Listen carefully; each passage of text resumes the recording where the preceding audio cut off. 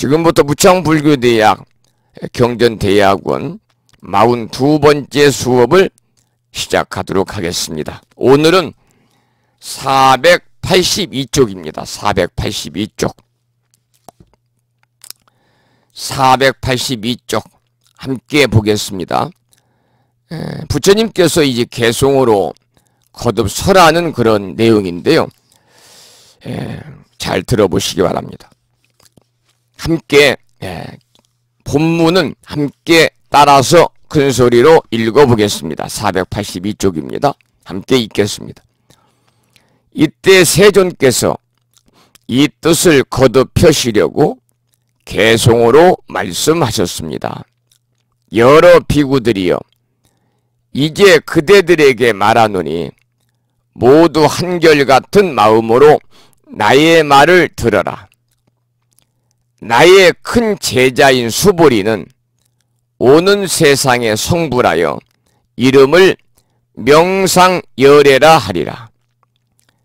마땅히 무수한 만억 부처님께 공양하고 부처님의 행하심을 따라 큰 도를 점점 구족하여 최후의 몸이 될 때 30 이상을 갖추면 그 몸매가 단정하고 아름답기가 마치 보배산과 같으리라. 그 부처님의 국토는 깨끗하게 장엄함이 제일이라. 중생들이 보는 이마다 모두가 사랑하고 좋아하리라. 부처님은 그 가운데서 한량없는 중생들을 제도하리라. 그 부처님 법 가운데서 수많은 여러 보살들이 있어서 모두 근성이 총명하여 불퇴전의 법륜을 굴리리라. 그 나라에는 언제나 보살들로 장엄하였느니라. 여러 성문 대중들도 이루다 셀 수 없는데 모두 3가지 밝음과 6가지 신통을 갖추었고 8가지 해탈에 머물러 큰 위엄과 공덕이 있으리라. 그 부처님이 말씀하시는 법문은 한량없는 신통과 변화를 나타내시는 일이 불가사의 하리라. 여러 천신들과 사람들의 수요도 항아강의 모래와 같으리니 다 함께 합장하고 부처님의 말씀을 들으리라. 그 부처님의 수명이 12소겁이며 정법이 세상에 머물기는 20소겁이 될 것이고 상법도 그와 같이 20소겁이 되리라. 이 수보리존자가 이제 수보리존자에게 수기를 내리셔가지고 이 상수제자입니다. 큰 제자이죠. 오는 세상의 성불에서 이름을 명상열애라 하리라. 이렇게 이제 부처님께서 수보리존자에게 수기를 내리신 내용을 개송으로 우리가 다시 한번 이렇게 보았습니다. 이 수보리존자는 기원정사에서 부처님과 처음 인연을 맺었다고 합니다. 이 부처님의 설법을 들은 수보리존자가 그 자리에서 귀해가지고 불제자가 됩니다. 이 수보리존자는 이렇게 그 공해경지가 아주 해탈을 했다 그래서 해공제일이다 이렇게 우리가 부르고 있고, 특히 이제 반야경전들이 수보리존자를 가리켜서 해공제일이라고 부르잖아요.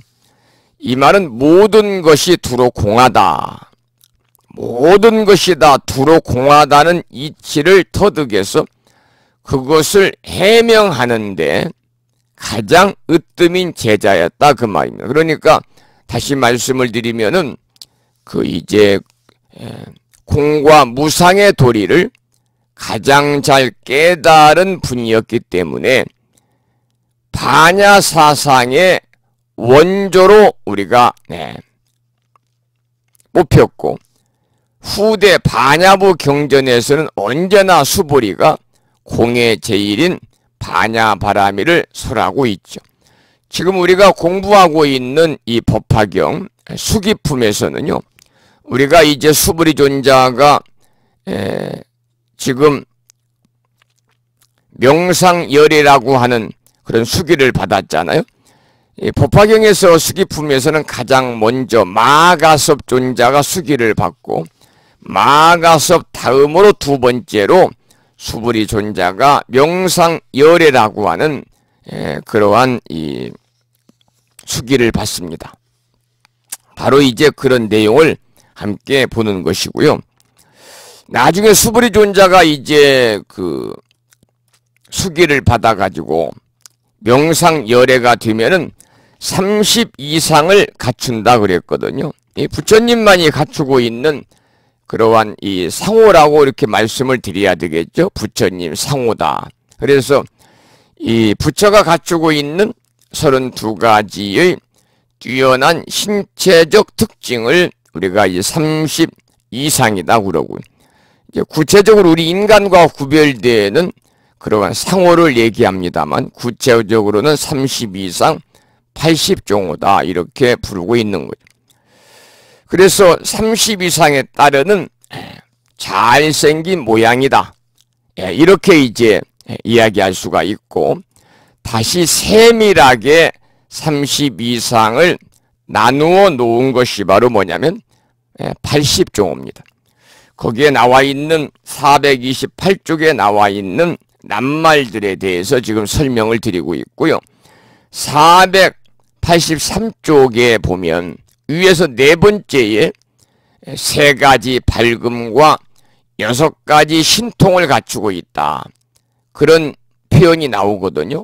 세 가지 밝음이니까 우리가 석삼자에다가 밝을 명자를 쓰겠죠. 삼명입니다. 그리고 6가지 신통이니까 삼명 육신통이 되겠죠.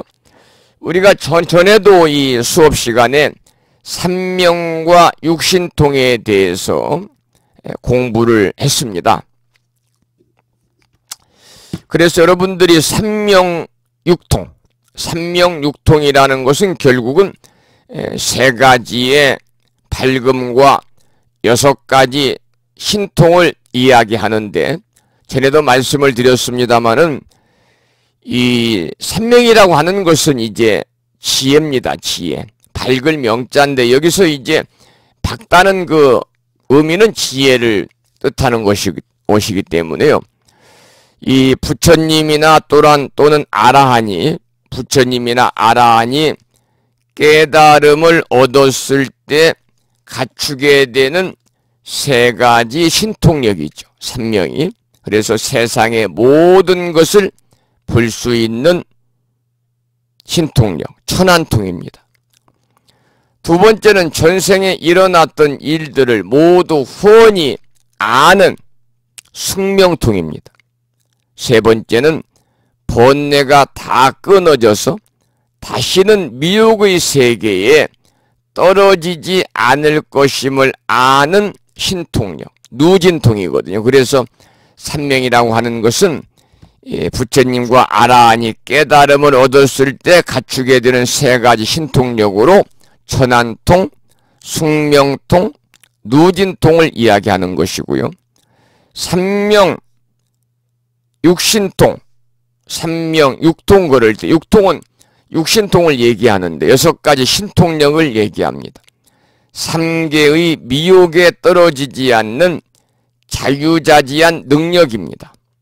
조금 전에 삼명에서 우리가 말씀을 드렸던 세상의 모든 것을 볼 수 있는 천안통, 두 번째는 세상의 모든 소리를 들을 수 있는 천이통, 세 번째는 모든 사람들의 생각을 알 수 있는 다심통, 네 번째는 중생의 마음으로 측량할 수 없는 불가사의한 경계를 만들어내는 신경통, 그 다음에 5번째는 전생에 일어났던 일들을 아는 숙명통, 마지막 6번째가 번뇌가 다 끊어져서 삼명에서 나왔습니다만 다시는 미혹의 세계에 떨어지지 않을 것임을 아는 누진통이 우리가 6가지의 신통력이다. 그래서 육신통 그러니까요.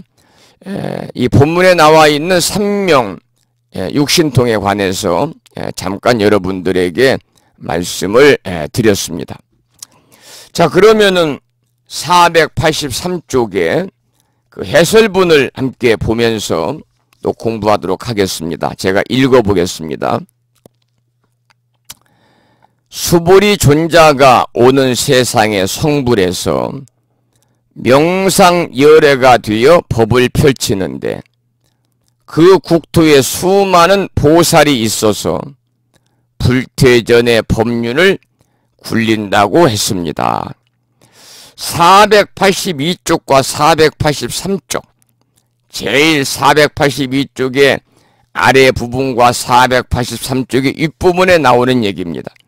그 부처님의 법 가운데서 수많은 여러 보살들이 있어서 모두 근성이 총명하여 불퇴전의 법륜을 굴리리라.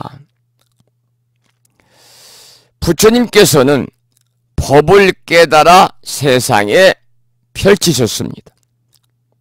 부처님이 그 제자에게 나누어 준 재산은 바로 부처님 당신이 깨달은 법입니다. 그 재산을 이어받은 보살들이 바로 불퇴전에 법륜을 굴리고 있다 그 말이죠. 이 금강경에 보면은 부처님의 재산을 2가지로 표현한 대목이 있는데요.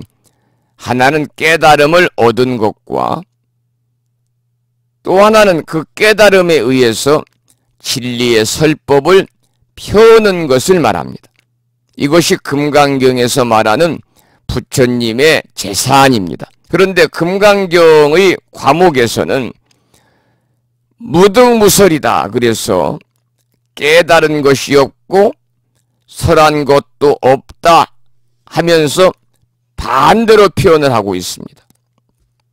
부처님이 84,000 경문을 설했다고 하지만 사실 눈 밝은 부처님의 입장에서 보면 설한 것이 없다 그 말입니다.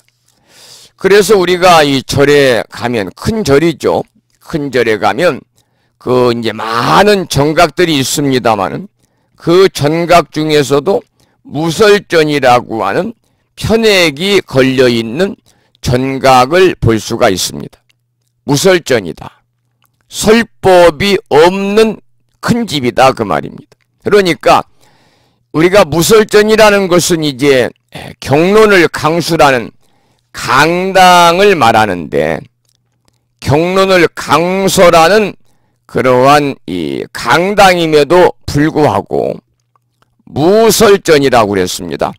설한 바가 없다. 설한 바가 없다. 그래서 절에서 보면은 이렇게 이제 경론을 강수라는 강당을 이야기하는데, 경과 론을 강수라는 곳임에도 무설전이란 이름을 붙였지. 왜냐하면 진리의 본질이라든지 불교의 깊은 뜻이 언어라고 하는 수단으로서는 도달할 수 없는 소위 언어 도단의 경지임을 표현한 것입니다. 언어 도단의 경지임을 표현한 것이 바로 무설전입니다.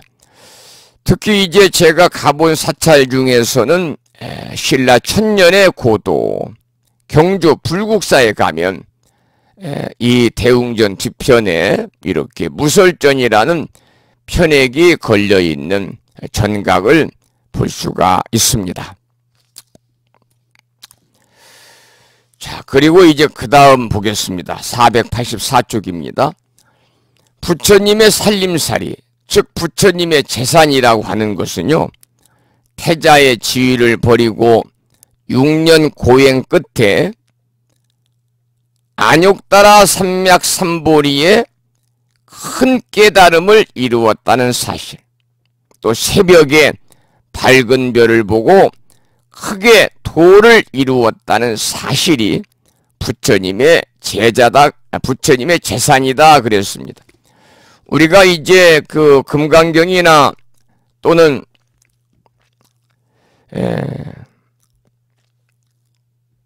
반야심경을 우리가 독송할 때도 안욕따라 삼맥삼보리가 나오잖아요.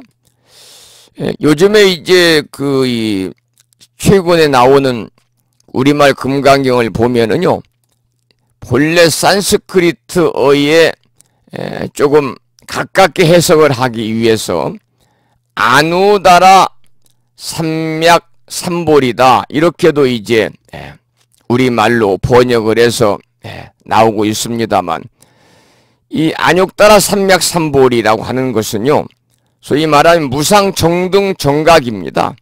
무상정등정각. 이 말은 무상, 유의 없다 그 말입니다. 유의 없다. 유의 없는 정등정각, 유의 없는 커다란 깨달음. 그러니까 이 말은 이 부처님의 완전한 깨달음을 이야기하는 거죠. 부처님의 완전한 깨달음, 무상의 진실한 완전한 깨달음,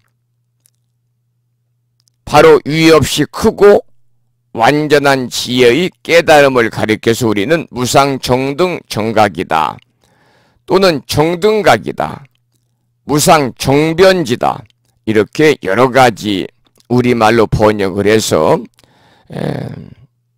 해석을 하고 있습니다. 정등각이라고도 하죠. 부처님의 재산이 바로 안욕따라 삼맥삼보리의 큰 깨달음을 이루신 것. 태자의 지위를 버리고 6년 고행 끝에 유의 없는 커다란 깨달음을 이루신 것이 부처님의 재산이요. 새벽에 밝은 별을 보고 크게 도를 이루었다는 사실도 역시 부처님의 커다란 재산이다 그랬습니다. 우리가 새벽에 이제 밝은 별을 보고 그랬습니다만 샛별이라고 그러잖아요.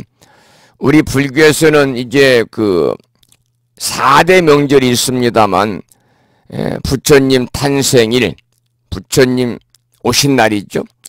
또 부처님 출가일, 부처님이 출가하셔서 바로 이렇게 6년 고행 끝에 새벽에 밝은 별을 보고 확철대오하신 부처님 성도일, 그리고 부처님 열반일, 이렇게 4대 명절로 여기고 있죠.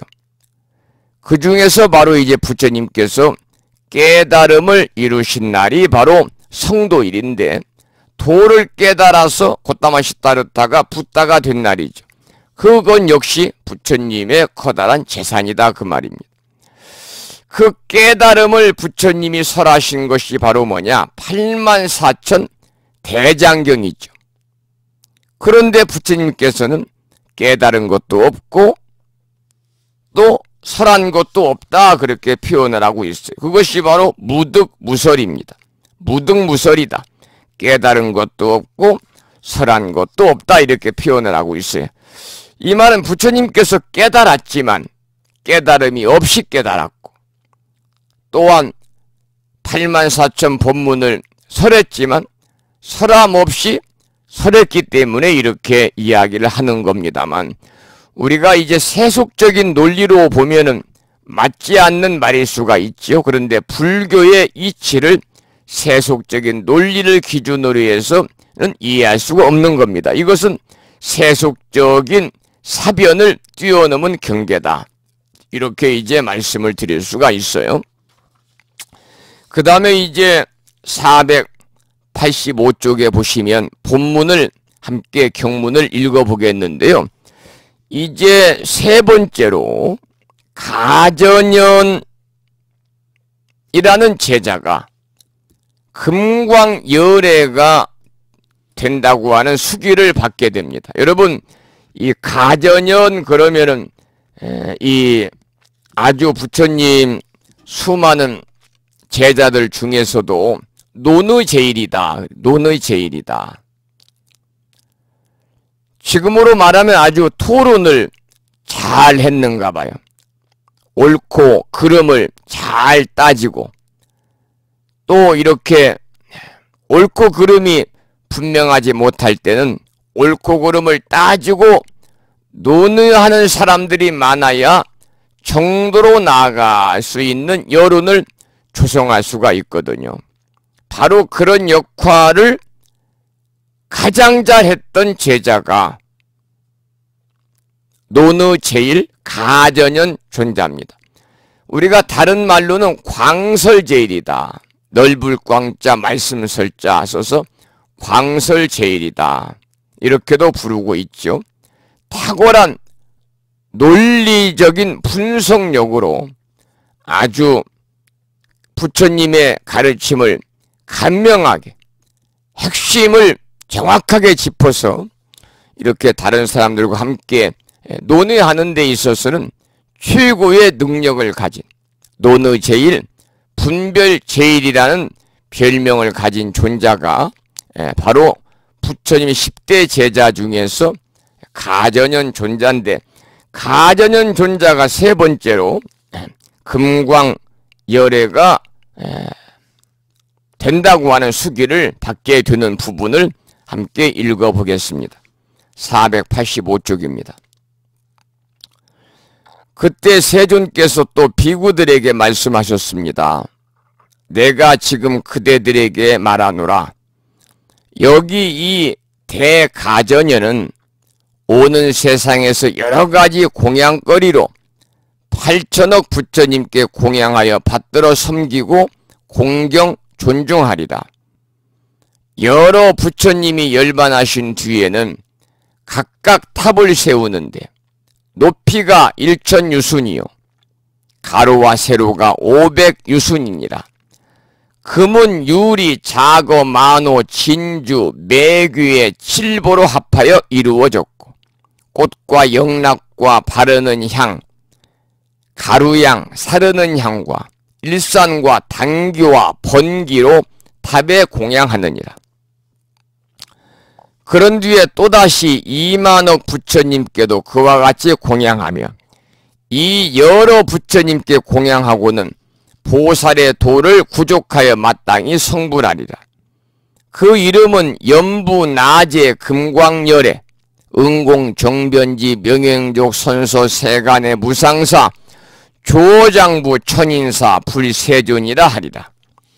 그 국토는 반듯하고 평평하여 파리로 땅이 되고 보배나무로 장엄하였으며 황금줄로 길가에 경계선을 만들고 아름다운 꽃으로 땅을 덮어 곳곳이 모두 청정하므로 보는 이가 환희하리라. 네 가지 나쁜 갈래인 지옥악이 축생아수라가 없고 천신과 사람들이 많으며 성문들과 보살들이 한량없는 만억이나 되어 나라를 장엄하리라. 부처님의 수명은 12소겁이요 정법이 20소겁을 세상에 머물고 상법도 20소겁을 머무느니라. 여기까지 경문을 읽었습니다. 485쪽 우리가 방금 함께 읽은 경문 내용 중에서 여러분들이 알아야 되는 그 불교 용어 낱말을 몇 가지 말씀을 드리면 유순이란 말이 나오죠. 여러 번 전에도 나왔습니다만 유순이라는 것은 이제 소위 거리를 얘기하는 겁니다. 거리. 길이라고 볼 수 있죠. 길이. 1유순은 지금으로 말하면 15km. 15km니까 약 40리 정도가 되겠죠. 1유순이. 그리고 뒤에 나오는 영락이라고 하는 것은 목거리를 얘기하고 일산이라고 하는 것은 이제 날일자 우산산자를 씁니다마는 일반 우산이 아니고요. 볕을 가리기 위한 커다란 비단 양산을 일산이라고 그럽니다. 여러분들이 절에 가셔서 이제 큰 행사할 때 소위 이제 뭐 큰 스님들이죠. 종정예하라든지 뭐 그 종단의 총무원장 스님이라든지 대도 고승 스님들 이렇게 이제 행사장으로 이동을 할 때 우산을 큰 양산을 받쳐드리잖아요. 울긋불긋 비단으로 이렇게 만들어져 있는 아마 여러분들 행사장에서 많이들 보셨을 텐데 그것이 바로 일산입니다. 볕을 가리기 위한 큰 비단으로 된 양산. 그러니까 물론 볕도 가리지만 그만큼 그 수행자에 대한 철저한 예우를 하는 겁니다. 그 다음에 당기라는 게 있죠. 당기와 번기가 있는데요. 이 두 개다가 전부 다 깃발입니다. 기자는 기자거든요. 깃발 기자를 쓰니까. 당기라는 것은 이 사찰, 절을 장엄하게 장식하기 위해서 다는 깃발을 얘기하고, 번기라는 것은 불보살님의 유신력을 나타낸다든지 또는 도량을 장엄하기 위해서 거는 깃발이 바로 번기입니다. 당기와 번기가 거의 같은 의미로 쓰고 있다, 이렇게 말씀을 드릴 수가 있고, 뒤에 나오는 이제 가전연 존자가 연부나제 금광열애라고 하는 이름의 수기를 받는데요. 그 뒤에 나오는 열애옹공 정변지 명행주 선서 세간의 무상사 조어장부 천인사 불세조는 부처님의 10가지의 별칭이죠. 열의 묘로, 열의 시포를 이야기한다, 이렇게 말씀을 드릴 수가 있습니다. 그러면 본문에 나오는 그 용어 몇 가지를 함께 살펴보았고요. 486쪽 해설문을 함께 읽어가면서 공부하도록 하겠습니다. 가전연은 부처님이 사리를 모신 탑을 잘 세워서 공양을 했습니다. 땅을 평평하게 고르고 황금줄로 경계를 만들고 땅에는 꽃을 심고 탑은 여러 가지로 장식을 해서 아름답게 꾸미는 등 눈에 보이는 장엄을 말씀하시고, 끝에 가서 천신과 사람들이 많으며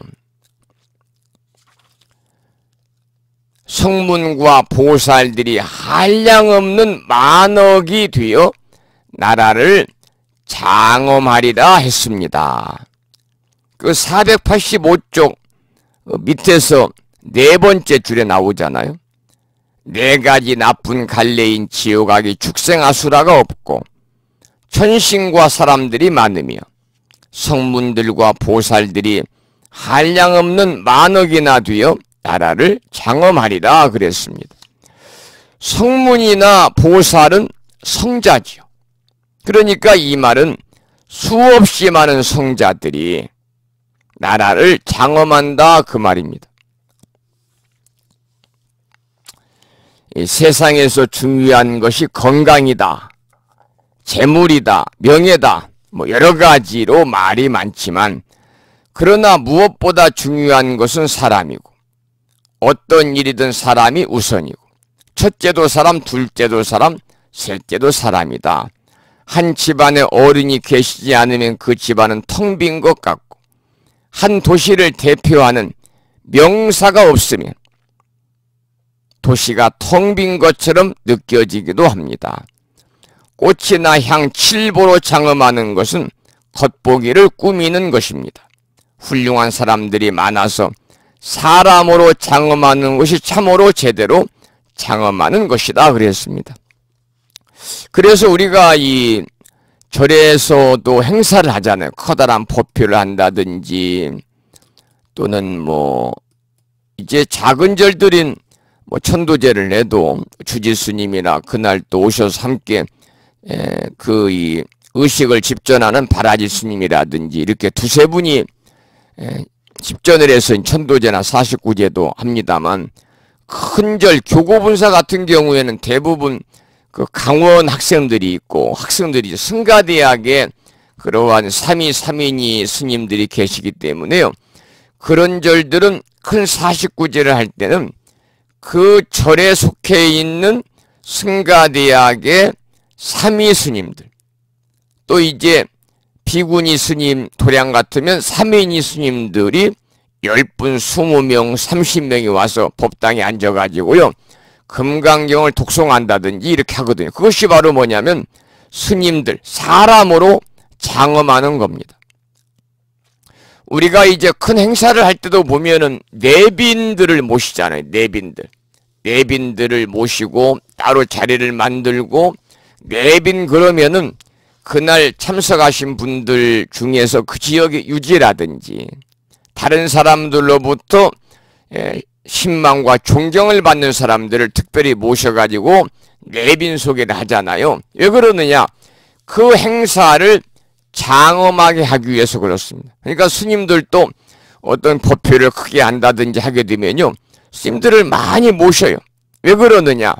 장엄하기 위해서. 그래서 장엄에는, 정말 장엄은 사람으로 장엄하는 것이 제대로 장엄하는 것이다. 그것도 이제 훌륭한 사람들을 장엄하는 것이 제대로 장엄하는 것이다. 그래서 우리가 이제 행사를 할 때, 또 법회를 할 때 마찬가지입니다. 세속이나 뭐 절집이나 뭐 3단 꽃이나 또는 많은 그 화분들로 이렇게 장엄하는 것은요, 겉보기를 꾸미는 겁니다. 겉보기. 눈에 보이는 것을 꾸미는 것이고, 정말 그 지역에서, 또 절에서 할 것 같으면 그 많은 불자들로부터 그 존경을 받을 수 있는 그러한 지혜와 덕성을 고루 갖춘 훌륭하신 스님들을 많이 모셔서 장엄하는 것이 제대로 된 장엄이다, 그 말이죠. 그래서 어떤 모임을 장엄하거나 어떤 장소를 장엄한다는 것은 바로 그런 뜻을 갖고 있어요. 우리가 이제 초대장을 돌릴 때도 왕림하셔서 자리를 빛내주시기 바랍니다, 그러거든요. 왕림하셔서. 그 사람이 가면 그 모임이 빛난다, 그 말입니다. 왕림한다, 왕림한다. 그러니까 다른 사람이 자기가 있는 곳으로 찾아오는 것을 높여서 이야기할 때 우리가 왕림이다, 그렇게 부르거든요. 그러니까 자리가 빛난다는 것이 바로 뭐냐? 장엄한다는 말입니다. 그래서 성문이나 보살이 많아서 나라가 장엄되었다는 말도 똑같은 이유입니다. 사람의 마음은 어디서나 같습니다. 부처님의 세계나 우리들이 사는 중생 세계나 그 이치가 같습니다. 그리고 뒤에 나오는 그 예는 이제 저자가 이제 그 부산 출신의 서예가를 얘기를 들었습니다마는 무슨 얘기냐면은 우리가 이 장엄은 사람이 하는 것이다. 바로 그 얘기를 한 겁니다. 뒷부분에 나오잖아요. 한 집안을 장엄하고 한 단체를 장엄하고 한 사찰을 장엄하고 한 도시를 장엄하고 한 나라를 장엄한다고 할 때 참다운 장엄물은 바로 뭐냐? 눈에 보이는 여러 가지 형상이 아니라 바로 훌륭한 사람이 참다운 장엄물이다, 그랬습니다. 예술이면 예술, 종교면 종교 등 각 분야에 뛰어난 인물들이 있을 때 그 인물들이 사는 절과 도시, 나라가 장엄이 되기 때문에 그래서 성문과 보살이 만억이나 되어 나라를 장엄하리라 라고 이렇게 485조 경문 마지막 부분에 나와 있는 거죠.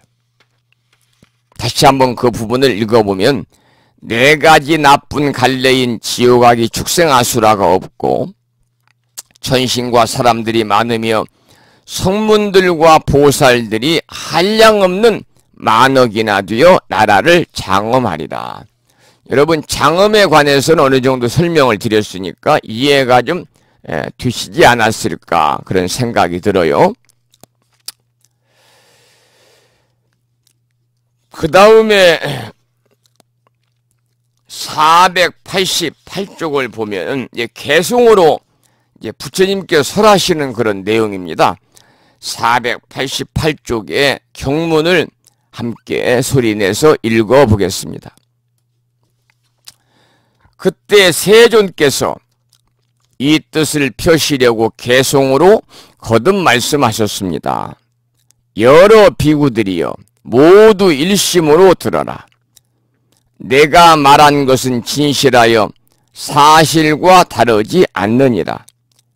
여기 이 가전은 마땅히 갖가지 훌륭한 공양거리로 여러 부처님께 공양하리라. 그 부처님들이 열반한 뒤에는 칠보로 탑을 세워서 역시 꽃과 향으로 사리에 공양하다가 그 최후의 몸에서 부처님의 지혜를 얻어 등정각을 이루리니 국토는 청정하며 한량없는 만억 중생들을 제도하여 모두 시방의 여러 세계의 공양을 받게 되리라. 부처님의 찬란한 광명은 아무도 따를 리가 없으리라. 그 부처님의 이름은 연부제나 금광열애니라. 보살과 성문들로서 모든 존재를 뛰어넘으니가 한량없고 그지없어서 그 나라를 장엄하리라. 이제 그 가전현 존자가 수기를 받은 내용이 있죠. 그 내용을 개성으로 다시 한번 부처님께서 이제 거듭 설하시는 내용입니다만, 가전연자가 수기를 받아서 부처님이 되는데 장차 그때 그 가전연자의 부처님 이름은 뭐냐? 연부제나 금광열애라는 겁니다. 우리가 이제 그 뒤에 보면 보살과 성문들로서 모든 존재를 뛰어넘은 이가 한량없고 그지없어서 그 나라를 장엄한다고 그랬습니다. 이 보살과 성문들, 모든 존재를 뛰어넘은 이가 한량없고 그지없어 그 나라를 장엄하랴. 우리는 아침에 잠에서 깨면서부터 밤에 잠들 때까지, 아니 잠을 자면서까지도 일체 모든 삶의 근거를 모든 존재에 두고 있습니다. 이 말씀은 모든 존재와 인연을 맺고 살되 거기에서 초연한 삶, 얽매이지 않고 걸리지 않으면서 조화를 이루는 삶, 공성, 즉 텅 빈 본성을 서로 동시에 유지하면서 사는 것입니다. 우리가 물질적으로 얽힌 상황이든 인간적으로 얽힌 상황이든 세상에서 벌어지는 수많은 사건들과 상황에 흔들리지 않고 거기에 빠지지 않고 얽매이지 않으면서 당당하게 자기 자신을 지키는 삶의 모습을 여기서는 이야기를 하고 있는 거죠. 그 내용이 바로 보살과 성문들로서 모든 존재를 뛰어넘은 이가 한량없고 그지없어 그 나라를 장엄한다, 이렇게 이제 마무리가 되어 있습니다. 자, 우리는 지금 가섭존자가 이제 첫 번째 가장 먼저 가섭존자가 수기를 받았죠. 수기를 받았어요. 그 다음에는 이제 이 가섭존자가 수기를 받았고 광명열애가 되리라. 그 다음에 수보리는 명상열애가 되리라. 그 다음에 이제 가전에는 금광열애가 되리라 그랬죠. 네 번째 수기를 받은 부처님의 제자는 10대 제자 중에서 천안제일이라고 불리우는 목건년, 목련 존자입니다.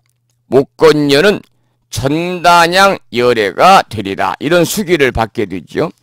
490쪽을 펴고 함께 읽어보겠습니다. 경문을 함께 읽어보는데요. 490쪽입니다. 이때 세존께서 다시 대중들에게 말씀하셨습니다. 내가 이제 그대들에게 말하노니 여기 이 대목건녀는 마땅히 여러가지 공양거리로 8천 부처님께 공경하고 존중하며 여러 부처님이 열반하신 뒤에는 각각 탑을 세우는데 높이는 1,000유순이요 가로와 세로가 다같이 500유순이니라. 금은 유리, 자거, 만호, 진주, 매규의 7가지 보배로 만들어지고 여러가지 꽃과 영락과 바르는 향, 가루향, 사르는 향과 비단, 일산과 당기, 번기로 공양하리라. 그 뒤에도 또 200만억 부처님께 이와 같이 공양하리라. 그런 뒤에 성불하여 이름을 다마라 발전단양, 열애, 응공, 정변지, 명행족, 선서, 세간의 무상사, 주어장부, 천인사 불세존이라 하리라. 겁의 이름은 희만이요 세계의 이름은 의락이니라. 그 국토가 반듯하고 평평하여 파리로 땅이 되고 보배나무로 장엄하리라. 진주로 된 꽃을 흩어 곳곳이 모두 청정하여 보는 이마다 환희하리라. 천신과 사람들이 많고 보살과 성문들은 그 수요가 한량이 없으리라. 부처님의 수명은 24소급이요 정법이 40소급 동안 세상에 머물러 있고 상법도 또한 40소급 동안 세상에 머물러 있으리라. 여기까지 경문을 읽었습니다만 이제 이 장차 목건년이 성불해서 부처가 될 때 그 이름이 부처의 이름이 바로 다마라 발 전단향이다 그 말입니다. 다마라 발 전단향 이 말은 108참회문에도 나오는데요. 다마라 발전 단향이라고 띄어있고 있습니다만 띄어있기가 틀렸다는 겁니다. 바르게 읽으려면 다마라발 전단향이다 이렇게 읽어야 된다는 거죠. 이 전단향이라는 그 이름은 우리가 자주 듣는 향의 종류입니다. 그 전단향의 이름이 다마라발이다 그 말입니다. 물론 우리의 이제 전통 운율이 3사조기 때문에 다마라 발 전단향이라고 읽는 것이 쉽겠습니다만 이렇게 의미를 무시하고 읽다 보면 잘못 인식할 수도 있다. 그래서 읽기에 좀 어색해도 다마라발 전단향이라고 띄어 읽어야 된다 그랬습니다. 그러니까 이 목련존자가 이제 수기를 받는데 장차 성불해서 부처가 될 때 다마라발 전단향 열애가 된다 그 말이거든요. 이 491쪽에 보면은 띄어있기에 관한 얘기가 나오는데 대표적으로 신묘장구 대다라니에 관한 얘기입니다. 일반적으로 우리가 신묘장구 대다라니에 여러분 많이 수지 독송하시잖아요. 천수경 절에 가서 예물 드릴 때는 빠짐없이 신묘장구 대다라니 82구죠. 82구 442자로 되어 있습니다만 거기 보면 처음에 나모라 다나다라 야이야 나마갈약 바우기제 세바라야 모지 사다바 이렇게 나가잖아요. 그런데 이제 그 원래 신묘장구의 뜻에 맞추어서 바르게 이렇게 띄게 되면 나모라 다나다라 야야가 아니라 나모 라다나 다라 야야가 된다는 겁니다. 그런데 우리나라의 그런 전통적인 운율이 3사조다 보니까 나모라 다나다라 야야 이렇게 이제 띄어서 읽게 됩니다마는 그러나 이제 이건 조금 전에 말씀을 드렸던 이 이름이 아니고 향의 이름이라든지 또 열의 이름이 아니고 이것은 진언이기 때문에 우리가 띄어있기가 좀 잘못돼도 아무런 문제가 없다는 거죠. 그래서 진언이라고 하는 것은 중요한 것은 염송할 때 진언을 염송할 때 그 일념이 되느냐 안 되느냐 진언을 염송할 때 일념이 되느냐 안 되느냐가 중요한 것이지 이 띄어있기는 별로 중요하지 않다 이렇게 얘기가 나왔습니다. 그 뒤에 이런 말씀이 있네요. 신묘장구 대다라니를 열심히 외우는데 스님이 불의한 천수경 책을 보니까 띄어있기가 전부 틀렸는데 그렇게 읽어도 됩니까? 하고 질문하는 불자들이 종종 있습니다. 다라니를 열심히 외워서 자기 공부로 삼는 사람인 경우에는 갈등하지 말고 외우던 대로 그대로 외우라고 대답하고 만약 이보다 불교적 안목과 지식이 한 차원 높아진 경우에는 달리 생각할 필요도 있다고 대답을 합니다. 그랬는데 이 신묘장구 대다라니 우리가 이제 독송할 때는요 띄어있기에 큰 의미를 두지 말고 평소 여러분들이 경전을 통해서 독송하던 대로 하시면 된다. 중요한 것은 일념이 되느냐 안 되느냐, 이것이 중요하다. 이 말씀을 다시 한번 강조로 말씀을 드렸습니다. 자, 이번에 계속해서 이제 개송으로 부처님이 거듭 설하는 내용이죠. 목련존자가 바로 이제 전단양 열애가 되는 겁니다. 다마라발 전단양 열애가 되는 거죠. 그 개송으로 함께 설하는 부분을 경문을 읽어보겠습니다. 493쪽입니다. 이때 세존께서 이 뜻을 거듭 펴시려고 개송으로 말씀하셨습니다.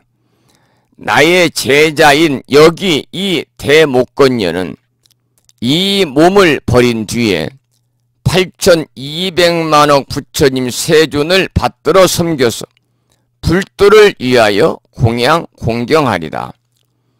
여러 부처님 계신 곳에서 항상 범행을 닦고 한량없는 겁동안 불법을 받들어 지닐 것이며, 여러 부처님이 열반한 뒤에는 실보로 탑을 조성하는데 황금 찰간을 높게 세우고 꽃과 향과 풍료로서 여러 부처님의 탑에 공양하면서 보살의 도를 점점 구족하리라. 그리고 의락국에서 성불하리니 그 부처님의 이름은 다마라발 전단향이라. 그 부처님의 수명은 24소겁이고 언제나 천신과 인간에게 불도를 설하리라. 성문 대중들이 한량이 없어서 항아강의 모래수와 같은데 삼명과 육신통을 갖추고 큰 위신력과 덕이 있으리라. 보살 대중들도 무수히 많은데 뜻이 견고하고 정진을 잘하여 부처님의 지혜에서 모두 물러나지 않으리라. 그 부처님이 열반하신 뒤에는 정법이 세상에 머물러 있는 것이 40소급 동안이고 상법도 그와 같으리라. 여기까지 본문을 읽었습니다. 그 내용 중에서 황금 찰간이라는 말이 나옵니다. 황금 찰간을 높이 세우고 그랬는데, 이 찰간이라고 하는 것은 단간. 그래서 설법이나 법회 중이다. 지금 우리 절에서는 스님이 설법을 하거나 법회를 보는 중이다 라는 것을 표시하기 위해서 이제 절집 앞에, 사찰 앞에 세우는 깃대, 장대를 가리켜 찰간이다 그렇게 말합니다. 삼명과 육신통은 아까 설명을 드렸고요. 494쪽의 해설문을 보겠습니다. 이제 경문에 나오는 그런 내용입니다. 보살 대중들도 무수히 많은데 뜻이 견고하고 정진을 잘하여 부처님의 지혜에서 모두 물러나지 않으리라 라고 하는 그런 내용이 나옵니다. 493쪽 밑에서 다섯째 줄, 넷째 줄에 있죠. 보살 대중들도 무수히 많은데 뜻이 견고하고 정진을 잘하여 부처님의 지혜에서 모두 물러나지 않으리라. 이 모름지기 수행하는 불제자라면 먼저 뜻을 견고하게 하고 정진해야 된다는 겁니다. 기도를 하든 절을 하든 정신을 하나의 구심점에 매달고, 다시 말씀을 드리면 마음의 의지처를 만들어라 그 말입니다. 그래서 불교 안에 수많은 방법 가운데 자신이 정신적으로 의지할 거리를 하나씩 만들어야 된다는 거죠. 의지처가 있어야 진정한 불자다. 자신이 정신적으로 의지할 수 있는 의지처가 관세음보살이든 시장보살이든 아니면 금강경이든 또 사경도 좋고 화두도 좋고 무엇이든지 하나의 의지처가 있을 때 자신이 정신적으로 의지할 거리가 있어야만이 진정한 불자다 그 말이죠. 그래서 만일 이런 의지처를 찾지 못했으면 아직은 진정한 불자라고 할 수 없다. 그래서 국토의 보살 대중들은 뜻을 견고하게 세우고 정진한다, 이제 그런 말씀인데요. 여러분들께서도 하나의 그 정신적으로 우리가 불교 안에 수많은 방법이 있죠. 수행하는 방법, 기도의 방법이 있으니까요. 그 중에 하나 여러분이 의지처를 만들어라 그 말입니다. 나는 관세음보살 염불 정근기도를 한다든지, 지장보살을 염한다든지, 서가모니불을 염한다든지, 아니면은 나는 금강경을 수지독송한다든지, 사경을 한다든지, 또는 주력기도를 한다든지, 화두를 들고 나는 그 참선을 한다든지, 이런 의지처를 하나씩 찾으라 그 말이죠. 그 다음에 이제 494쪽입니다. 494쪽.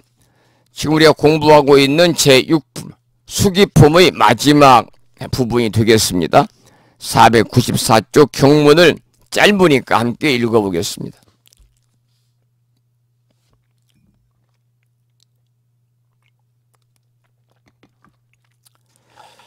나의 모든 제자로서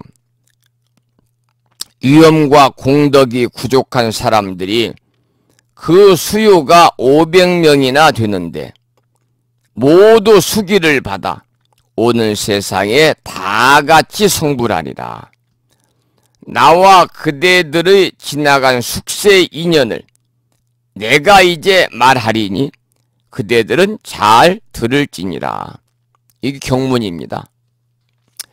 자, 그러면은 495쪽 해설문을 함께 보지요. 인도의 그 계급을 얘기합니다. 우리가 보편적으로 이제 카스트 제도다 그래서 카스트 제도. 부처님 당시에도 이러한 인도에는요 사성 계급이 확실하게 갖추어져 있었습니다. 인도의 세습적인 계급을 우리가 카스트 제도다 그렇게 말을 하거든요.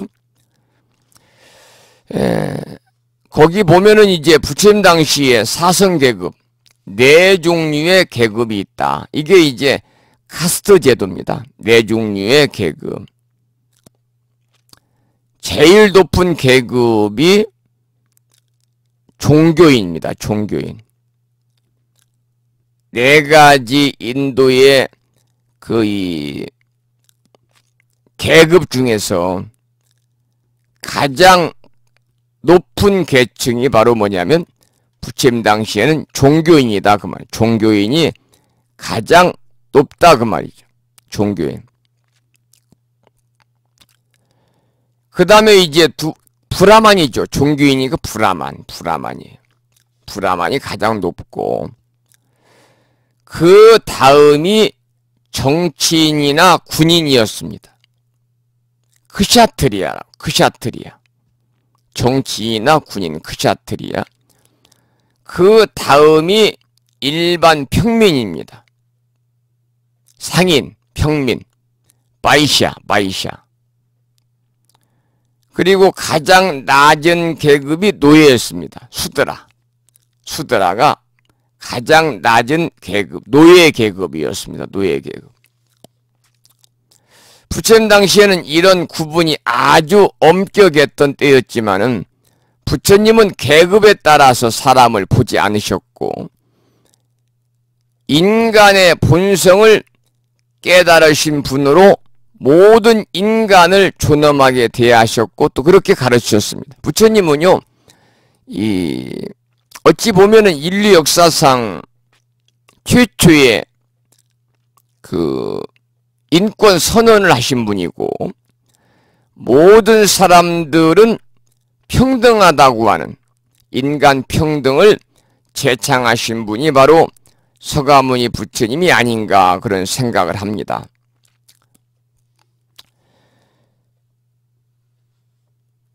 그래서 너는 어떤 계급이니까 혹은 어떤 종족이니까 부처가 될 것이다 라는 말씀을 전혀 하지 않으셨죠. 그런 말씀보다는 네가 어떤 생각을 가지고 어떻게 행동하느냐가 중요하다고 부처님 말씀을 하신 거죠.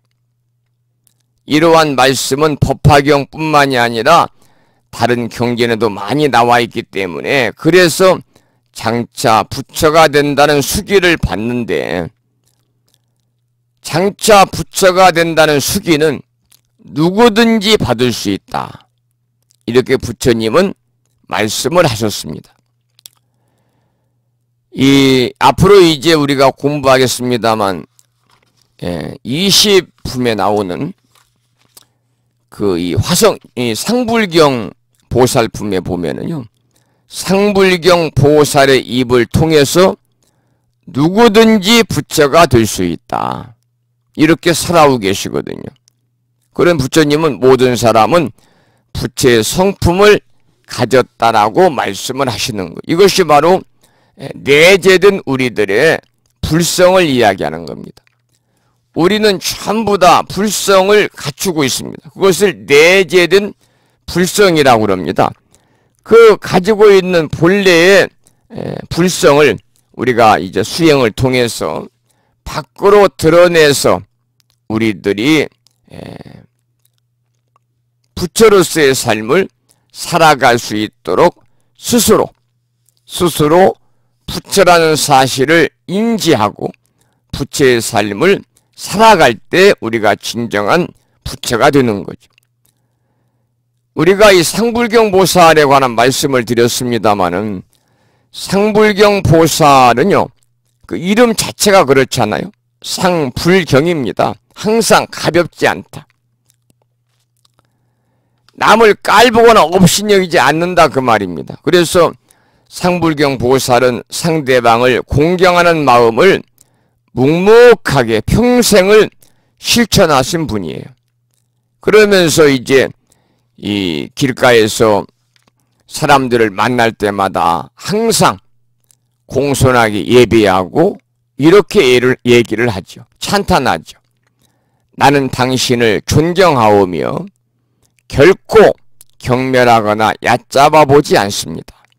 왜냐하면 당신은 모두 보살의 길을 행하여 반드시 부처가 되실 분이기 때문입니다. 이것이 이제 법화경 20품에 나오는 상불경 보살품을 앞으로 공부하겠습니다만, 거기에 이제 상세하게 나오고 있습니다.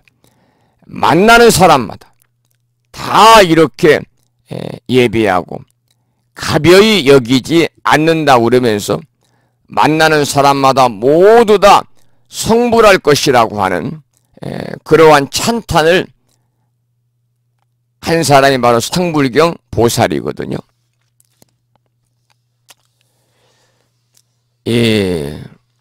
법화경은 3세 부처님이 세상에 출현하셔가지고 중생을 교화하는 본뜻이라든지 중생을 교화하는 법식을 설한 경전이 바로 법화경입니다.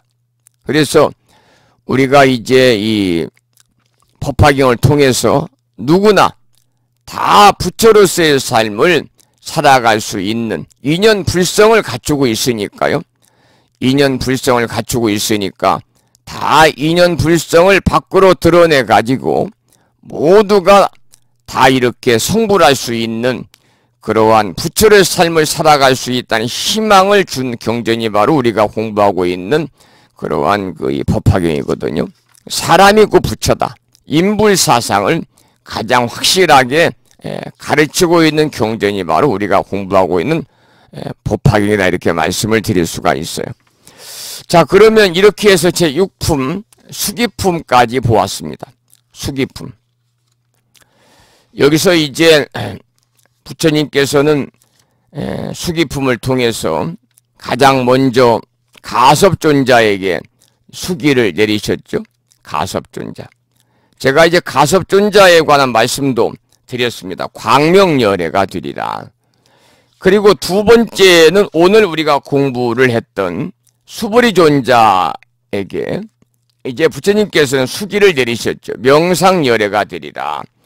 그리고 세 번째는 오늘 우리가 공부했던 이 가전현 존자에게 부처님께서는 금광열애가 되리라. 네 번째도 오늘 우리가 공부했습니다.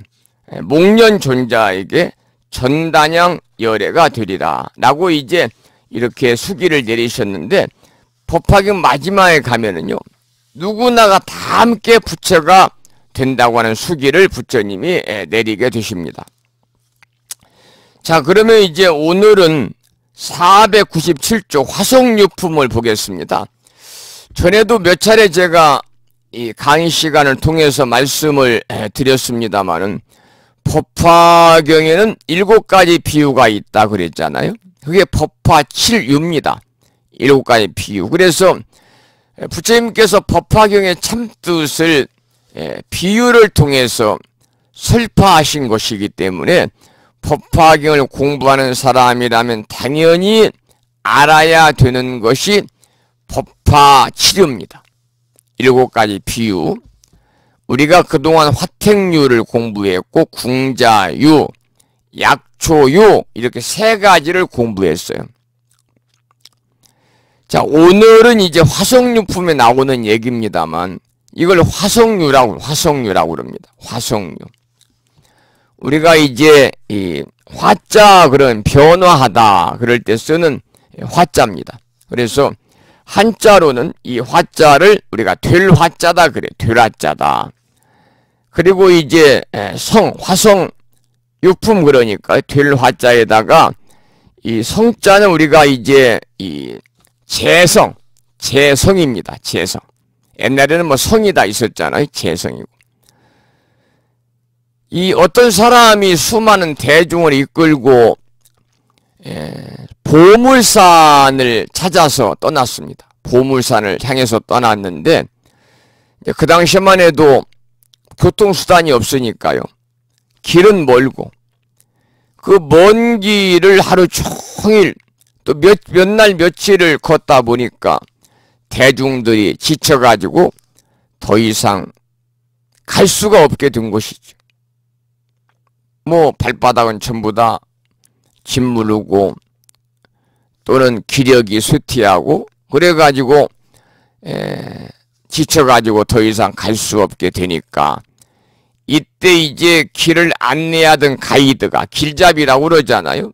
그 길잡이가 신통력을 써가지고 그 앞쪽에 화려한 성곽을 만들어 놓습니다. 신통력으로. 그러면서 저 성까지만 가면 모든 고생이 끝날 것이다. 그러니까 여기서 눌러앉지 말고 심기일전해서 더욱더 힘을 내가지고 우리가 가보자. 조금만 가면은 모든 고생이 끝날 것이다 라고 독려를 해요. 그래서 대중들은 힘을 내가지고 그 성에 도달을 했는데 다시 이제 길잡이는 다시 보물산이 바로 코앞에 있으니까 조금만 더 힘을 쓰라고 얘기를 합니다. 그렇게 해서 길잡이가 모든 대중들을 이끌고 무사히 보물산에 도착을 할 수 있었어요. 그래서 이 비유에서 보물산은 뭘 얘기하냐면 부처님의 경지를 얘기합니다. 보물산은 부처님의 경지를 얘기하고 그 길잡이가 신통력으로 만든 그런 화려한 성곽은 소승의 경지입니다. 소승의 경지를 말하는 것이고 그리고 대중들에게 힘을 내가지고 함께 이렇게 갈 것을 독려했던 그런 길잡이는 누구냐? 바로 부처님을 가리키는 것이거든요. 그런 내용이 이제 화성유품에 나오는 화성유인데요. 그 구체적인 것은 우리가 본문을 공부하면 다시 설명을 드리도록 하겠습니다. 497쪽을 보겠습니다. 화성의 비유는 법화경의 7가지 비유 가운데 하나입니다. 방금 설명을 드렸죠. 신통력으로 맑은 물이 흐르는 숲으로 둘러싸인 마을을 만들어서 사람들에게 보여주었다는 비유입니다. 대통지승불의 숙세 인연을 이야기하는 형식으로 되어 있습니다. 이 대통지승불은 부처님의 이름입니다. 우리는 우리가 해야 이해할 수 있는 짧은 순간만 이해하고 그것을 인생의 전부라고 생각하는데 깨달으신 분의 시각으로 볼 때 시간은 무한하고 그 시간 안에서 살고 있는 우리의 삶도 역시 알고 보면 무한한 것이라는 이야기를 하려는 것입니다. 화엄경을 요약해서 표현한 의상스님의 법성계에 보면 무량원겁 즉일념이요 일념 즉시 무량겁이라는 구절이 있습니다. 자, 여기 이제 밑줄 한번 치시고요.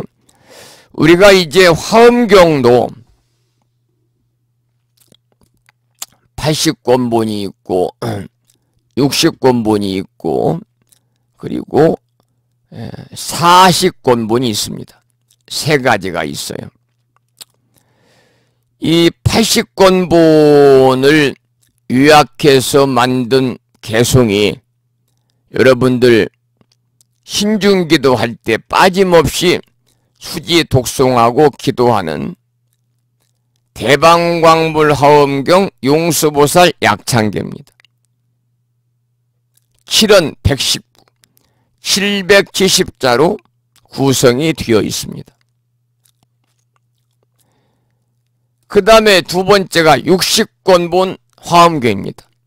이 60권본의 핵심은 바로 여기에 나오는 신라시대의 의상스님의 법성계에 담겨 있습니다.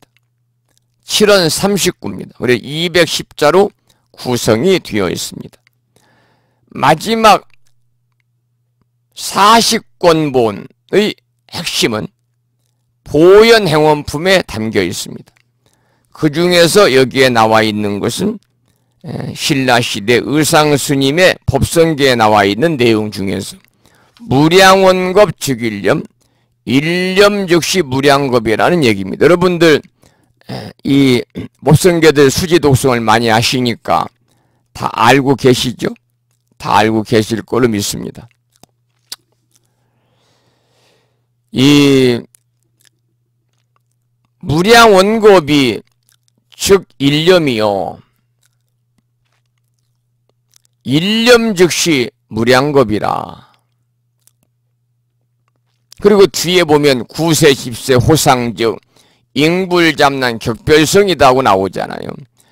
여기서 이제 무량원겁이다 그랬습니다. 원겁이라 이 말은 오랜 겁수다. 오랜 겁이다.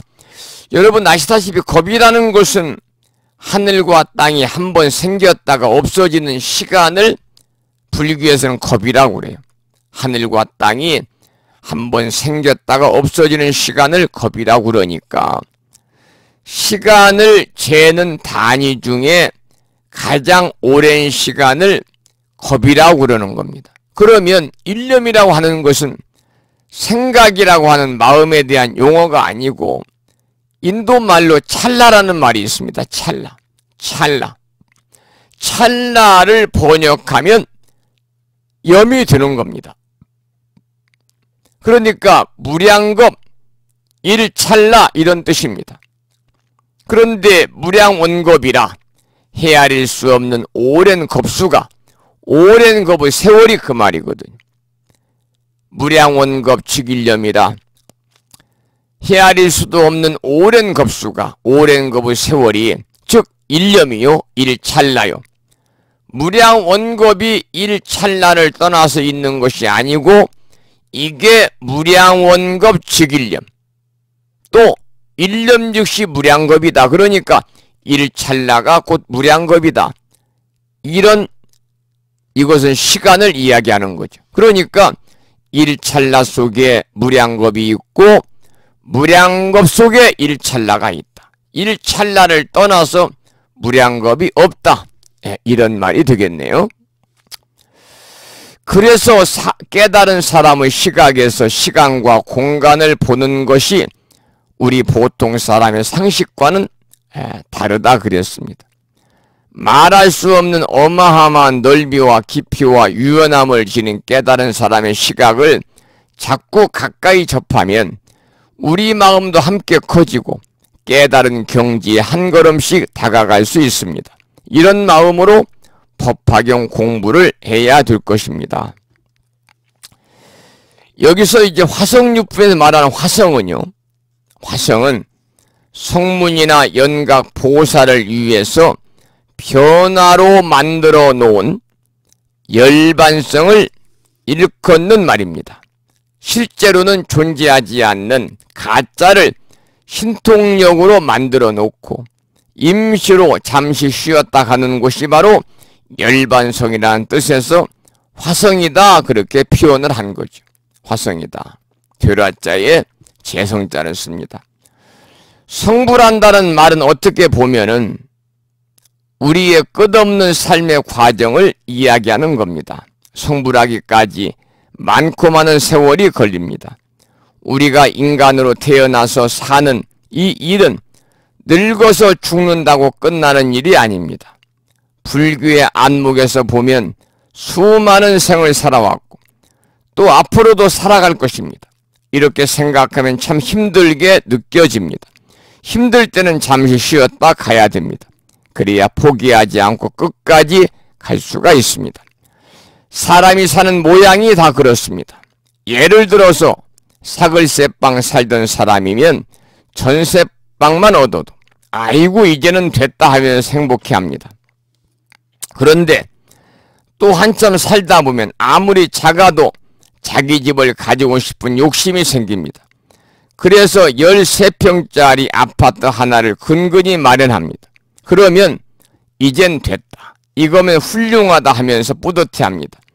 그렇지만 그것도 잠깐이고 한참 지내다 보면 욕심이 생겨서 평수를 좀 더 넓혔으면 싶고 또 좋은 환경, 좋은 곳으로 옮겼으면 싶은 마음이 생깁니다. 끝이 없습니다. 그래서 그 욕심을 털어내고 가라고 사이사이에 쉬어가는 자리로 만든 것이 바로 뭐냐? 화성이다 그 말이에요. 화성이다. 그러니까 화성의 비유품이다 그 말이죠. 자, 그러면은 화성유품의 첫 번째 499쪽 대통지승불의 멸도라는 경문을 함께 읽어보겠습니다. 소리내서 읽어보겠습니다. 부처님께서 여러 비구들에게 말씀하셨습니다. 지나간 옛적 한량 없고 그지없고 불가사의한 아승직업 전에 그때 부처님이 계셨으니 이름이 대통지승열애 응공정변지 명행족 선소 세간의 무상사 주어장부 천인사 불세존이니라. 나라의 이름은 호성이요 겁의 이름은 대상이었느니라. 비구들이여 그 부처님이 열반하신 지가 매우 오래되었느니라. 비유하면 마치 삼천대천 세계에 있는 모든 땅덩이를 가령 어떤 사람이 갈아서 먹을 만들고 가지고 동방으로 가면서 일천국토를 지나서 먼지만한 점을 찍고 하나 찍고 또다시 일천국토를 지나가서 또 점을 하나 찍고 이렇게 하여 땅을 갈아서 만든 그 먹이 닿도록 같다면 그대는 어떻게 생각하는가? 이 모든 국토를 수확을 잘하는 어떤 사람이나 그의 제자들이 그 수유를 다 알 수 있겠는가? 알지 못합니다. 세존이시여. 비구들이여 이 사람이 지나간 국토에서 그 점이 떨어진 것이나 떨어지지 않은 것을 모두 모아 부수어서 먼지를 만들어 그 먼지 하나로 한 컵을 친다 하더라도 부처님이 열반하신 지는 이 숫자보다 더 오래 되셨느니라. 한량 없고 그지없는 백천만억 아승지 겁이나 되지만 나는 열의 직연의 힘으로써 그렇게 오래된 일을 마치 오늘의 일처럼 환하게 보느니라. 바로 우리가 앞에 이제 공부한 수기품 마지막 부분에 보면은 그렇게 나오잖아요. 나와 그대들의 494쪽입니다. 제일 아래쪽에 나와 그대들의 지나간 숙세의 인연을 내가 이제 말하리니 그대들은 잘 들을지니라. 그러니까 지금부터 지난 숙세의 인연 이야기가 이제 시작이 된다 그 말입니다. 이 대목의 제목을 대통지승불의 멸도다 이렇게 얘기했는데 멸도라고 하는 말은 바로 뭐냐? 열반에 든다. 하는 말과 일맥상통하는 말입니다. 열반에 든다. 멸도, 멸할 멸자에다가 이제 길도자를 쓰게 되거든요. 멸도, 열반에 든다, 그런 의미를 갖고 있는데, 이 소위 말하면은 우리 불교에서 말하는 최고의 이상향입니다. 이게 열반이잖아요. 그 깨달음의 세계를 얘기하는 거예요. 그러니까 번뇌에서 벗어나가지고 진리를 깨달아서 생사윤회를 떠나는 것 자체를 우리가 멸도다 그래요. 이것이 열반과 같은 의미를 가지고 있죠. 생사와 모든 번뇌를 없애고 열반에 이르는 것을 우리가 멸도다 그렇게 말합니다.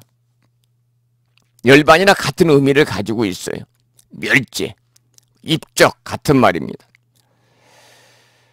열반이라는 것은 번뇌가 사라진 경지를 말하죠. 또 다른 뜻으로 육신을 벗는다, 또 죽는다, 뭐 이런 의미도 가지고 있습니다. 그래서 보통 이제 큰 스님들이 이렇게 세상을 떠나실 때 열반하셨다 그러잖아요. 멸도도 같은 말이에요. 멸도도. 대통지승불이 언제적 부처님인지를 표현하는 말이 참 재미있습니다. 대통지승불이 열반하신 지가 오래되었다는 표현이 나오잖아요. 열반하신 지가 오래되었다. 이 온 세상의 모든 땅을 갈아서 먹을 만들고 온 이 세상에 비유하면 마치 삼천 대천 세계에 있는 모든 땅덩어리를 가령 어떤 사람이 갈아서 먹을 만들어 가지고 동방으로 가면서 일천국토를 지나서 먼지만한 점 하나를 찍고 또다시 일천국토를 지나가서 또 한 점을 찍고 이렇게 해서 땅을 갈아서 만든 그 먹이 닿도록 갔다면 그대는 어떻게 생각하겠는가라고 하는 얘기를 조금 전에 본문을 통해서 우리 읽어보았습니다. 이 표현은 겁을 설명하는 말이 됩니다. 보통 헤아릴 수 없이 아득한 시간을 말할 때 겁이라고 그러는데 이 겁을 표현할 때 우리는 비유를 드는데 두 가지 비유를 많이 들어요. 하나는 개자겁, 개자겁. 하나는 불석겁입니다. 불석겁. 이 개자겁과 불석겁. 개자겁은 뭐냐면 둘레가 40리가 되는 16km죠. 둘레가 16km, 40리가 되는 큰 성에 겨자씨를 가득 채워놓고 하늘사람이 천인이 3년마다 하나씩을 가져가서 모두 없어질 때까지를 일겁이라고 그러고요. 이게 이제 개자겁이고 불석겁이라고 하는 것은 반석겁이라고도 하는데 둘레가 40리나 되는 거대한 돌을 하늘사람 천인이 아주 가벼운 옷을 입고 3년마다 한 번씩 스쳐서 그 돌이 다 닳아 없을 때까지를 일겁이라고 하니까요. 겁이라고 하는 것은 참으로 상상하기도 어려운 시간이다. 상상하기도 어려운 세월이다. 이렇게 볼 수가 있겠죠. 한량 없고 그지없는 백천만억 아승지 겁이나 되지만 나는 열애의 직연의 힘으로서 그렇게 오래된 일을 마치 오늘의 일처럼 환하게 보느니라 라고 하셨습니다. 이 조금 전에 읽었던 본문의 마지막에 나오는 얘기입니다. 마지막에 나오는 얘기예요.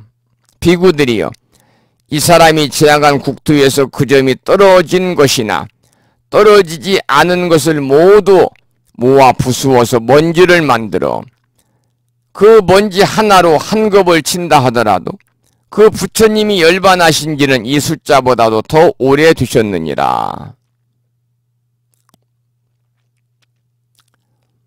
한량 없고 그지없는 백천만억 아승직업이나 되지만 나는 열의 직연의 힘으로써 그렇게 오래된 일을 마치 오늘의 일처럼 환하게 보느니라. 바로 조금 전에 이 법성계에 나와 있는 내용을 소개를 드렸습니다만, 무량원겁 직일념, 일념 즉시 무량겁이다 그랬잖아요. 무량원겁이 곧 일념이고 찰나고, 찰나 일념이 바로 무량겁이다. 그러니까 한 생각 속에 한량없는 시간들이 포함되어 있고 한 먼지 속에 온 우주가 다 들어있더라 그 말입니다. 깨달은 분들은 일찍이 이런 것들을 다 하셔서 아주 쉽고 거침없이 표현을 하셨는데, 이것은 부처님께서 이런 오랜 세월을 실제로 안다 모른다 하는 문제가 아니고, 무한한 시간 속에서 우리의 삶도 무한한데 이런저런 크고 작은 숱한 인연들이 모이고 흩어져서 오늘날 우리들의 각양각색의 삶을 연출한다는 사실을 안다는 것이다 그 말입니다. 이러한 사실을 깨달은 분들은 아무리 오래된 과거의 일이라도 어때 오늘의 일처럼 환하게 보는 것이다 라고 하는 말을 여기서 이렇게 말씀을 하신 거죠. 9시 31분이 지났는데요. 오늘은 정시에 마치겠습니다. 오늘 지난 시간에 공부하던 수기품을 다 마무리를 했고, 화성유품을 오늘 지금 공부하고 있습니다. 대통지승불의 멸도까지 함께 이렇게 공부를 했는데, 다음 시간에는 이제 개송으로 설하는 부분과 대통지승불의 성도에 관해서 이제 구체적으로 나오니까요. 다음 시간에 함께 공부하도록 그렇게 하고요. 오늘 수업은 여기까지 하도록 하겠습니다. 자, 중간에 또 오신 분이 계신지 한번 확인을 해보고요. 선덕신 모부님이 오셨네요. 충청남도 보령시에 살고 계시는 선덕신 법부님께서 출석을 하셨습니다. 오늘 출석은 뭐 결석생이 없이, 결석하신 법부님이 없이 다 출석하셨습니다. 물론 청강하신 분들은 또 오늘 강의를 안 들으신 분이 두 분이 계십니다만은, 자, 오늘 수업을 여기서 마치도록 하고요. 이제 다음 시간은 2월 마지막 주인데요. 2월 27일 날입니다. 그날이 43번째 수업하는 날이고요. 오늘은 제 음성이 좀 안 좋아가지고 강의하는 저도 무척이나 좀 힘이 좀 들었고, 들으시는 분들도 좀 곤욕스럽지 않았을까 그런 생각이 드는데요. 여러분, 이렇게 날씨가 풀렸다 추웠다 하는 이 계절이 되면 오히려 한겨울보다도 감기 걸릴 확률이 높다고 그러거든요. 주무실 때 날씨가 풀렸다고 여러분들 난방하는데 소홀하지 마시고요. 난방 철저히 하고 주무셔가지고 감기 걸리지 않도록 건강관리 특별히 잘 유의하시기 부탁드리고요. 이제 2월 마지막 주 다음 주까지 공부를 하면 법화경을 1년 공부하는 겁니다. 우리가 지금 이제 이번 학기가 끝나면 2학기가 끝나는 거죠. 이제 4학기 동안 2년 과정이니까 4학기 동안 공부하기로 했습니다만, 지금 정상적으로 진도를 조금 빨리빨리 했더라면은 사실 다음 주까지 해서 이 법화경 강의 상권을 모두 마쳤어야 되는데, 내용이 원체 방대하다 보니까 열심히 이렇게 한다고 했습니다마는 상권을 마무리가 아직 멀었습니다. 그래서 전에도 한번 제가 말씀을 드렸는데, 꼭 2년이라는 기간에 이렇게 집착을 해서 강의하다 보면 빨리 나가야 될 때가 있고, 그러다 보면은 좀 함께 공부하시는 법부님들도 이해하는 그 이해도가 떨어지기 때문에요. 뭐 1학기, 2학기 상권, 학원 진도에 집착하지 아니하고 구애받지 않고 하여튼 하는 데까지 공부를 좀 체계적으로 자상하게 해 나가려고 이렇게 생각을 하고 있으니까요. 그렇게 여러분들이 좀 이해하시기 바랍니다. 자, 오늘 수업은 여기서 마치겠습니다. 그리고 수업을 마치면서 아까도 잠깐 말씀을 드렸습니다만 이 불연으로 맺어진 우리 법부님들과의 인연 참으로 소중하잖아요. 그러면 우리 법부님들 도반들의 집안에 애경사가 있으면요, 우리가 함께 경사는 축하를 해드리고 애사는 슬픔을 함께 나누는 것이 진정한 도반으로서의 그러한 인연을 맺어가는 거다. 우리가 살다 보면 기쁜 일도 있고 슬픈 일도 있고요. 그게 애경사 아닙니까? 그래서 이 부심사에서도 무창불교대학에서도 또 경전대학원에서도 다른 건 모르지만은 우리 법부님들 집안의 애경사만큼은 꼭 챙겨드려야 되겠다, 그렇게 생각을 하고 실천으로 또 옮기고 있습니다. 이번 주 일요일 날 이 시간 강의를 듣고 계시는 경기도 광주시에 살고 계시는 보경신 법부님 슬하에 쌍둥이 아드님만 두 분이 계신데, 차남이 이제 지난해 결혼을 했고 2월 24일 일요일 날 오전 11시에 이 분당에서, 성남시 분당구 야탑동에서 큰아드님이 이제 결혼을 하게 됩니다. 그래서 무창포 불교대학 경전대학원에서는 학생회장님을 창법거사님이 맡고 계시니까 제가 말씀을 드려서 식장에 3단 화환을 하나 보내드리기로 했습니다. 3단 화환을 애식장으로 보내드리도록 했고요. 또 시간을 내서 직접 축하를 해드리고자 하는 분들이 계시면 그 무창불교대학 카페에 제가 그 애경사 알림판에 올려놨거든요. 또 메인 화면에 보면 있습니다. 보경신 법부님 장남 결혼을 축하합니다 라고 하는 제목으로 청첩장을 제가 이 사진을 찍어서 이렇게 첨부해서 올려놨기 때문에 자세한 날짜와 시간과 그리고 이제 예식장 위치까지 자세히 올려져 있으니까요. 여러분들이 참고 삼아서 축하를 해주시라, 그런 말씀을 드리고 싶습니다. 그리고 여러분들 그 자녀분들 결혼을 시킨다든지 이 직계 가지고 이제 결혼에 해당이 되겠습니다만 꼭 연락을 저에게 사전에 주시기 바라고요. 그리고 이제 살면서 사실은 애사를 우리가 겪지 않고 살면 좋은데, 인간사가 어찌 기쁜 일만 겪으면 살 수 있겠습니까? 살다 보면은 슬픈 일도 있고, 슬픈 일 중에 가장 슬픈 일이 이제 직계가족이 세상을 떠나는 일이잖아요. 이제 부모님이 돌아가신다든지 뭐 이럴 경우가 있으면요, 여러분들이 알려주지 않으면 제가 공지할 수가 없습니다.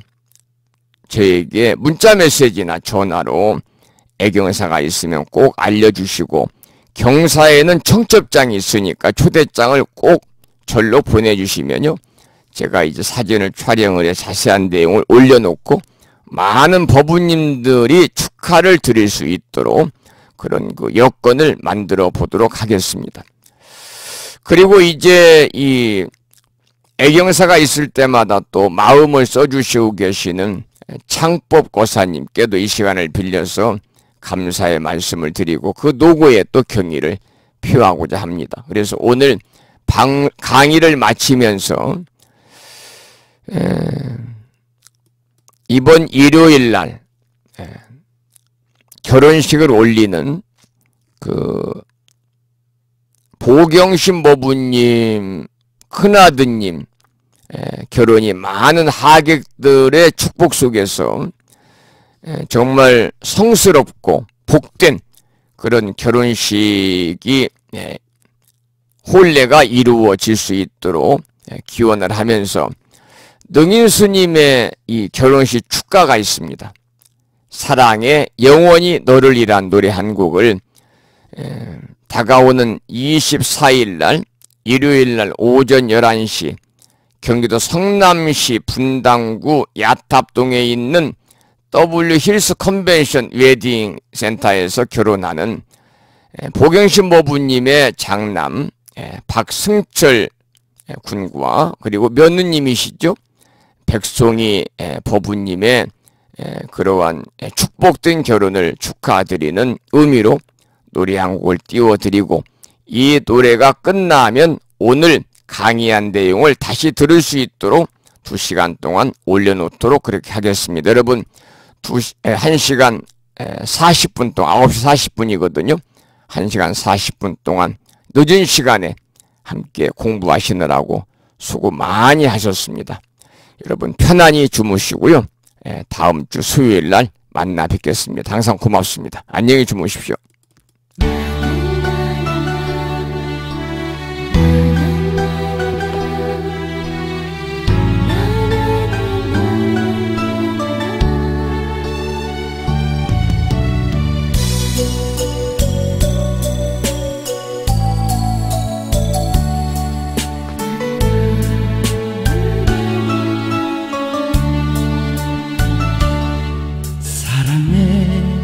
영원히 너를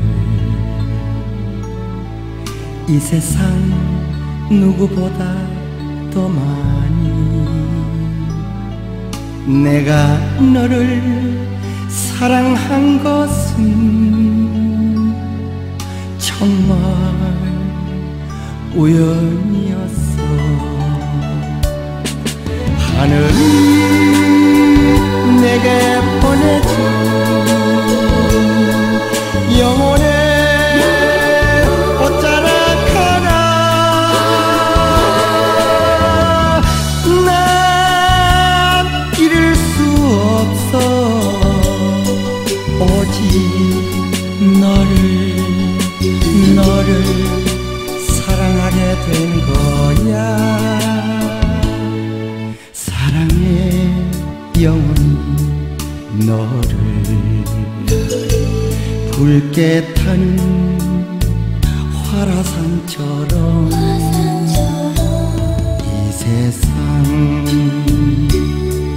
이 세상 다하는 날까지.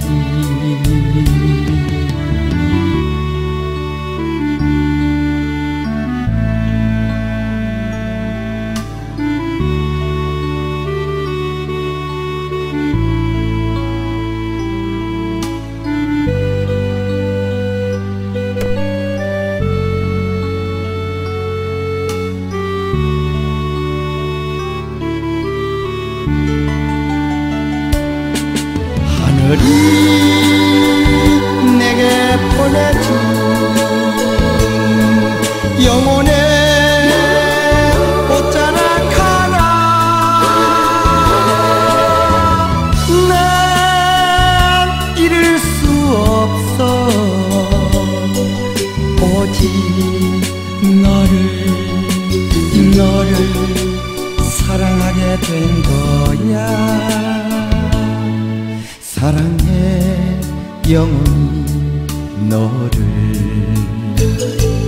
붉게 타는 화라산처럼 이 세상 다하는 날까지.